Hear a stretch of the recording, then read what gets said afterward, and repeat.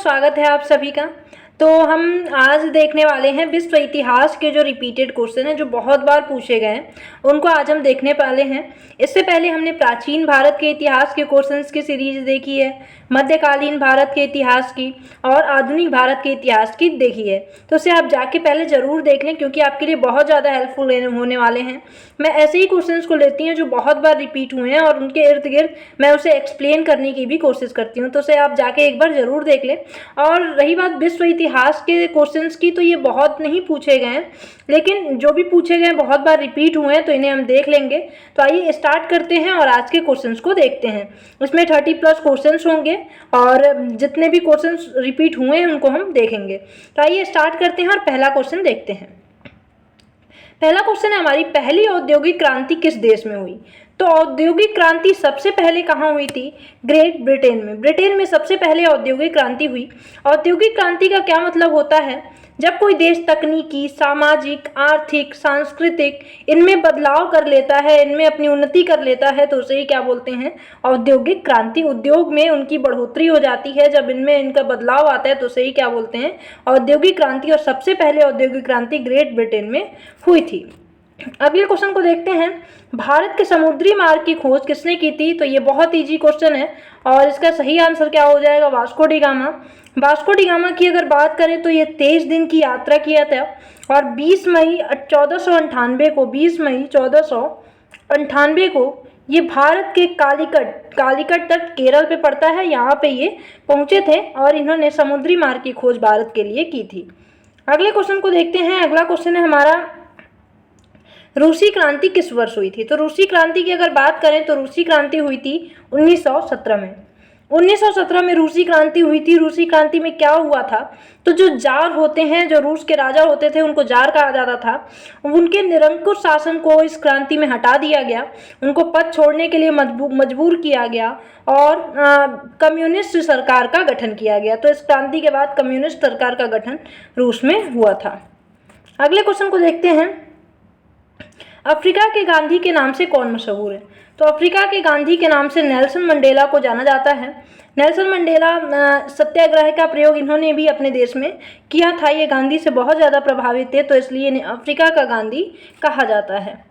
अगले क्वेश्चन को देखते हैं। अगला क्वेश्चन है हमारा, ग्रेट वॉल ऑफ चाइना का निर्माण किसने कराया था?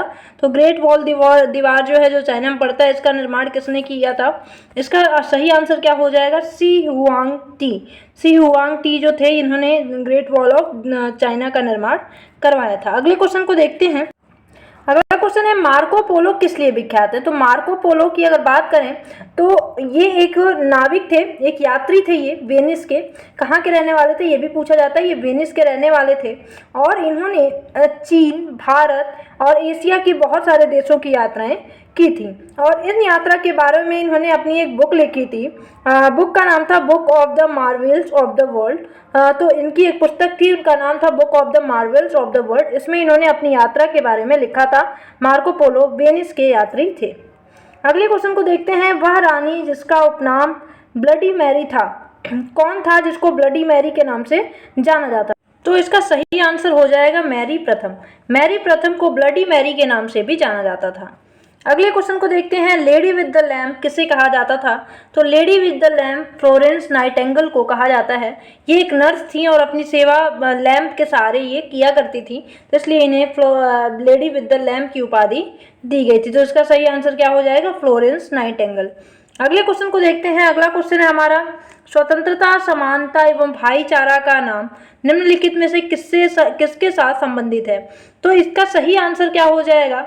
इसका सही आंसर हो जाएगा फ्रांस की क्रांति। फ्रांस की क्रांति से संबंधित है समानता, स्वतंत्रता एवं भाईचारा। ये किससे संबंधित है? फ्रांस की क्रांति से संबंधित है। कब हुआ था फ्रांस की क्रांति? 1789। ये भी ध्यान रखें। जो लुई 16वें थे उनको फांसी की सजा दे दी गई और उनको हटा दिया गया था। तो 1789 में ये क्रांति हुई थी। इसके बाद वहाँ का राजा जो थे लुई 16वीं और उनकी जो पत्नी थी, उनकी रानी, उनको फांसी दे दी गई थी। अगले क्वेश्चन को देखते हैं, द्वितीय विश्व युद्ध के दौरान किस जर्मन जनरल का नाम डेजर्ट फॉक्स रखा गया? तो यहाँ फॉक्स छूट गया, तो फॉक्स इसमें ऐड कर लीजिएगा। तो द्वितीय विश्व युद्ध के दौरान किस जर्मन जनरल का नाम डेजर्ट फॉक्स रखा गया था? तो इसका सही आंसर क्या हो जाएगा? इसका सही आंसर हो जाएगा रोमेल। जो रोमेल थे इनको डेजर्ट फॉक्स के नाम से जाना जाता था। इन्होंने प्रथम विश्व युद्ध में भी भाग लिया था। अगले क्वेश्चन को देखते हैं, नई आर्थिक नीति किसने शुरू की थी? तो नई आर्थिक नीति की अगर बात करें तो ये किसके द्वारा शुरू की गई थी? लेनिन के द्वारा की गई थी। वह आधुनिक कम्युनिस्ट जो रूस के संस्थापक थे, जो रूस में कम्युनिस्ट पार्टी की स्थापना हुई उसके संस्थापक लेनिन थे, और इन्होंने क्रांति में हिस्सा लिया और जार का जो नियंत्रण था रूस पे, उससे मुक्ति इन्होंने दिलाई थी। अगले क्वेश्चन को देखते हैं। अगला क्वेश्चन है हमारा कि निम्न में से किस अमेरिकी राष्ट्रपति ने कूटनीतिक संबंध सुदृढ़ करने के लिए 1972 में चीन का दौरा किया? तो इसका सही आंसर क्या हो जाएगा? इसका सही आंसर हो जाएगा रिचर्ड निक्सन। रिचर्ड निक्सन जो थे ये पहले अमेरिकी राष्ट्रपति थे जिन्होंने 1972 में चीन का दौरा किया। जब 1949 में चीन की स्थापना हुई तो वहाँ की यात्रा करने वाले ये पहले अमेरिकी राष्ट्रपति थे, और कूटनीतिक तौर पे ये बहुत ज़्यादा इम्पोर्टेंट दौरा इनका माना जाता है। अगले क्वेश्चन को देखते हैं। अगला क्वेश्चन है हमारा, क्रिस्टोफर कोलंबस कहाँ का था? तो क्रिस्टोफर कोलंबस की अगर बात करें तो ये स्पेन के रहने वाले थे। ये कहाँ के थे? स्पेन के रहने वाले थे। 1492 में इन्होंने America, Bahamas, Cuba, West Indies इनकी खोज इन्होंने की थी। अगले क्वेश्चन को देखते हैं, चीन की मुक्ति के समय चीनी कम्युनिस्ट पार्टी का अध्यक्ष कौन था? तो चीन की मुक्ति के समय अगर बात करें तो चीनी कम्युनिस्ट पार्टी का जो अध्यक्ष था वो कौन था? माओ जीडोंग जो थे, ये क्या थे? चीनी कम्युनिस्ट पार्टी के अध्यक्ष थे चीन की मुक्ति के समय पे। अगर हम इनकी थोड़ी सी बात करें तो चीन की जो मुक्ति संग्राम हुआ 1927 में शुरू हुआ, और इसमें युद्ध किसके बीच हुआ था? तो जो सरकार के वफादार सैनिक थे और कम्युनिस्ट पार्टी की जो सेना थी उनके बीच युद्ध हुआ था, और कम्युनिस्ट पार्टी की जो अध्यक्षता की थी वो किसने की थी? माओ जीडोंग ने की थी। अगले क्वेश्चन को देखते हैं। अगला क्वेश्चन है हमारा, निम्नलिखित में से किस लड़ाई में नेपोलियन फ्रांस की अंतिम हार हुई? तो जो नेपोलियन था उसकी हार हुई किस लड़ाई में हार हुई थी? तो अगर बात करें वाहग्राम की लड़ाई, पिरामिड की लड़ाई, ऑस्टरलिट्ज की लड़ाई, इस सभी में नेपोलियन की जीत हुई थी। तो इसका सही आंसर क्या हो जाएगा? ट्रॉफलगर की जो लड़ाई हुई थी इसमें नेपोलियन की हार हो गई थी। अगर पूछा जाए ये लड़ाई कब हुई थी, तो ये लड़ाई हुई थी 1805 में। तो इसे भी ध्यान रखिएगा, ये 1805 में ये लड़ाई लड़ी गई थी, और इस लड़ाई में ब्रिटेन की जीत हुई थी। अगले क्वेश्चन को देखते हैं। अगला क्वेश्चन हमारा, प्रथम विश्व युद्ध में जापान किसकी ओर से लड़ा था? तो प्रथम विश्व युद्ध की अगर हम बात करें तो जापान जो था ये किसकी ओर से लड़ा था? तो ये जर्मनी के खिलाफ लड़ा था। जर्मनी के खिलाफ और यूनाइटेड किंगडम के साथ ये प्रथम विश्व युद्ध में लड़ा था।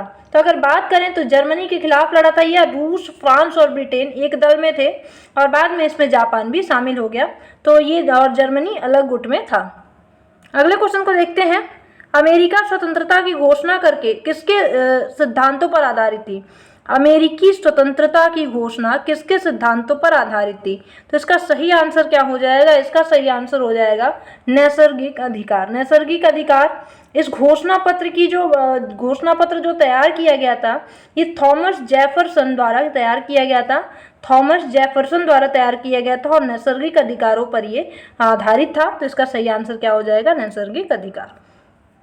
अगला क्वेश्चन है, फ्रांसीसी क्रांति से संबंध pamphlet what is the third stage किसने लिखा था?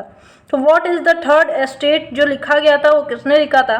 तो इसकी अगर हम बात करें तो ये लिखा था एवेसियस ने। एवेसियस जो थे इन्होंने लिखा था 1789 में। 1789 में इन्होंने ये लिखा था। और इसकी अगर हम बात करें थोड़ी सी तो जो ये फ्रांस का थर्ड स्टेट होता था, इसमें तीन स्टेट होते थे फ्रांस में, पादरी वर्ग, कुलीन वर्ग और सामान्य जन। तो जो सामान्य जनता थी इसको थर्ड स्टेट कहा जाता था, और इसी पे इन्होंने बुक लिखी थी what is the third state, मतलब फ्रांस की सामान्य जनता एक राष्ट्र है। इन्होंने इस बुक में ऐसी बातें कही थी। अगले क्वेश्चन को देखते हैं। अगला क्वेश्चन है हमारा, जब मार्गरेट थैचर प्रधानमंत्री थी उस समय किस देश के साथ ब्रिटेन ने फॉकलैंड द्वीपों पर नियंत्रण प्राप्त करने के लिए युद्ध लड़ा? तो अगर फॉकलैंड द्वीपों की बात करें तो अर्जेंटीना से इनकी युद्ध हुई थी। अर्जेंटीना ने फॉकलैंड पर अपना आधिपत्य जमाने की कोशिश की और उसने ब्रिटेन पर हमला कर दिया, और इसके विरोध में ब्रिटेन भी लड़ाई में कूद गया। और उसके बाद क्या हुआ कि ब्रिटेन की जीत हो गई और अर्जेंटीना को अपनी सेना वापस बुलानी पड़ी थी। अगले क्वेश्चन को देखते हैं, क्रीमियन युद्ध का समापन किस वर्ष हुआ था? तो इसकी अगर बात करें तो क्रीमियन युद्ध की जो समापन हुआ था ये पेरिस समझौता के बाद हो गया था। क्रीमियन युद्ध की समाप्ति पेरिस समझौता 1856 के बाद हो गया था। अगले क्वेश्चन को देखते हैं। अगला क्वेश्चन है हमारा कि निम्नलिखित में से कौन सा व्यक्ति इटली के एकीकरण से संबंधित नहीं था। तो इसका सही आंसर हो जाएगा बेनिटो मुसोलिनी। ये जो थे, अगर इनकी बात करें तो ये एक राजनेता थे इटली के, लेकिन ये जर्मनी के जो तानाशाही शासक था हिटलर, उसके ये नज़दीकी थे और इन्होंने इटली के एकीकरण में अपना कोई इससे संबंधित ये नहीं थे। अगले क्वेश्चन को देखते हैं। अगला क्वेश्चन है हमारा फ्रांस में आतंक के शासन के दौरान निम्न में से किसने महत्वपूर्ण भूमिका निभाई थी। तो इसका सही आंसर क्या हो जाएगा? इसका सही आंसर हो जाएगा रॉबेस्पियर। फ्रांस में आतंक के शासन के दौरान जिसने महत्वपूर्ण भूमिका निभाई थी वो कौन थे? रॉबेस्पियर थे। ये एक फ्रांसीसी वकील और राजनीतिज्ञ थे। इन्होंने राजनीतिक गुटों के बीच संघर्ष और क्रांति जो किया था इन्होंने, उसमें इन्होंने अपना सहयोग दिया था। तो इसका सही आंसर क्या हो जाएगा? रॉबेस्पियर। तो अगले क्वेश्चन को हम देखते हैं। अगला क्वेश्चन है हमारा मार्क्सवादी भौतिकवाद किसके विचार से आया। मार्क्सवादी जो भौतिकवाद था ये किसके विचार से आया था? तो ये डार्विन के विचार से आया था। तो इसका सही आंसर क्या हो जाएगा? डार्विन। अगले क्वेश्चन को देखते हैं। अब भारतीय आज़ादी के समय इंग्लैंड के प्रधानमंत्री कौन थे? तो जो भारत को आज़ादी मिली थी उस टाइम कौन थे? भारत के ब्रिटेन के प्रधानमंत्री, इंग्लैंड के प्रधानमंत्री। तो इसका सही आंसर क्या हो जाएगा? इसका सही आंसर हो जाएगा क्लेमेंट एटली। क्लेमेंट एटली जो थे ये उस टाइम पे इंग्लैंड के प्रधानमंत्री थे और इनका शासनकाल जो रहा था 1945 से 1951 तक रहा था।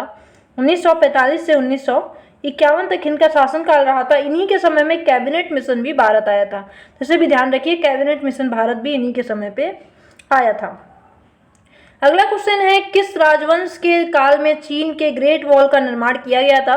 तो चीन के ग्रेट वॉल का निर्माण जो चिन राजवंश था इसके शासनकाल में किया गया था। तो इसका सही आंसर क्या हो जाएगा? चिन। शिहुआंग टी द्वारा इसका निर्माण किया गया था और इसको किस लिए किया गया था? हुड़ों के आक्रमण उस टाइम बहुत प्रचलन में थे, तो उससे बचाव के लिए ग्रेट वॉल ऑफ चाइना का निर्माण चिन राजवंश के शासक द्वारा कराया गया था। अगले क्वेश्चन को देखते हैं। अगला क्वेश्चन है हमारा पहली बार परमाणु बम कहाँ फेंका गया। तो इसका सही आंसर हो जाएगा हिरोशिमा। हिरोशिमा जापान का एक शहर है जिसमें सबसे पहले द्वितीय विश्व युद्ध की समाप्ति के दौरान हिरोशिमा पर अमेरिका द्वारा बम फेंका गया था। तो इसका सही आंसर क्या हो जाएगा? इसका सही आंसर हो जाएगा हिरोशिमा। अगर हम इसकी बात करें तो 9 अगस्त को सबसे पहले फेंका गया। 6 अगस्त 1945 को हिरोशिमा पर फेंका गया और उसके बाद 9 अगस्त 1945 को ही नागासाकी जो कि जापान का ही एक शहर था उस पर फेंका गया और इसके बाद द्वितीय विश्व युद्ध समाप्त हो गया था। अगला क्वेश्चन है अमेरिका की खोज किसने की। तो इसका सही आंसर क्या हो जाएगा? कोलंबस। कोलंबस जो थे ये स्पेन के थे और इन्होंने अमेरिका की खोज की थी। अगले क्वेश्चन को देखते हैं। पाब्लो पिकासो कहाँ के थे। तो पाब्लो पिकासो कहाँ के थे। तो पाब्लो पिकासो की अगर बात करें तो ये कहाँ के थे? स्पेन के रहने वाले थे। ये स्पेन के थे। ये एक चित्रकार थे और मूर्तिकार और लेखक भी थे। तो इनका सही आंसर क्या हो जाएगा? स्पेन। अगले क्वेश्चन को हम देखते हैं। अगला क्वेश्चन है हमारा मत पत्रों का सबसे पहले प्रयोग किया गया कहाँ किया गया था? मत पत्रों मतलब मतदान के लिए एक पत्र का निर्माण, पत्र के द्वारा जो मतदान किया गया था वो सबसे पहले कहाँ किया गया? तो इसका सही आंसर हो जाएगा प्राचीन यूनान में। प्राचीन यूनान में सबसे पहले 139 BC में सबसे पहले मत पत्रों का प्रयोग किया गया था। उसके बाद अगर भारत की बात करें तो भारत में लगभग 920 ईस्वी में ऐसा साक्ष्य मिलते हैं कि मत पत्रों का उपयोग किया जाने लगा था। और अमेरिका की बात करें तो 1629 से मत पत्रों का उपयोग किया जाने लगा। अगले क्वेश्चन को देखते हैं। अगला क्वेश्चन है हमारा गुट निरपेक्षता का मूल रूप से क्या अभिप्राय है। तो इसका सही आंसर क्या हो जाएगा? शक्ति गुटों के प्रति तटस्थता। इसका सही आंसर क्या हो जाएगा? शक्ति गुटों के प्रति तटस्थता। अगले क्वेश्चन को देखते हैं। अगला क्वेश्चन है हमारा दक्षिण अफ्रीका में पालन की जाने वाली प्रजातीय भेदभाव नीति को क्या कहा जाता है। तो दक्षिण अफ्रीका में पालन की जाने वाली जो प्रजातीय भेदभाव नीति है इसको क्या कहा जाता है? तो इसको बोला जाता है रंग भेद। तो इसका सही आंसर क्या हो जाएगा? रंग भेद। इंग्लिश में इसे अपार्थाइड के नाम से जाना जाता है। और अगर इसकी बात करें तो एक नेशनल पार्टी की सरकार जब आई थी दक्षिण अफ्रीका में 1948 में, तो उसने अब ऐसा विचार बनाया कि जो काले और गोरे रंग के लोग हैं उनको अलग अलग निवास स्थान में रखा जाएगा। और 1994 में अगर बात करें 1994 में इसे पूरी तरह से समाप्त कर दिया जाए समाप्त कर दिया गया दक्षिण अफ्रीका में, किसके सहयोग से? नेल्सन मंडेला के संघर्षों के द्वारा। तो उम्मीद करती हूँ ये सारे क्वेश्चन आपके लिए बहुत ज़्यादा हेल्पफुल होने वाले हैं। तो ऐसे ही क्वेश्चन पाने के लिए चैनल को सब्सक्राइब जरूर कर लें। Thank you so much.